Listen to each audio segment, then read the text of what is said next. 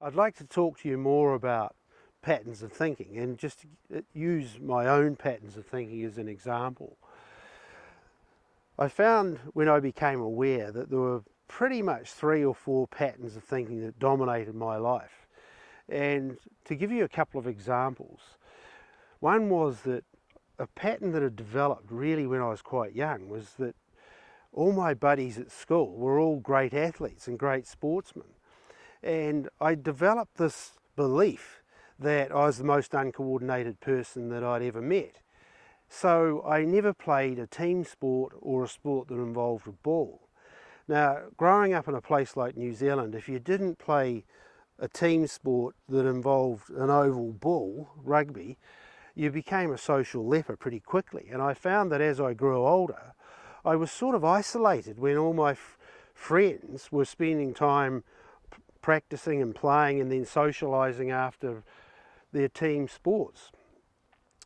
Another thing that happened, I just became aware that as I got to university, the only way I thought I could communicate with the people that were around me, the only way that I could articulate myself was to drink heavily and smoke marijuana, because I developed this belief that I was the most inarticulate person that I knew in that environment.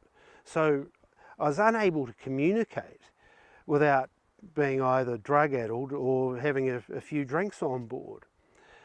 Another dynamic happened as I moved into my adult years was that I became extremely judgmental of other people. I was continually judging other people. And the thing about these patterns of thinking is that they self-perpetuate. I kept creating the same dynamic, and it was reinforcing it.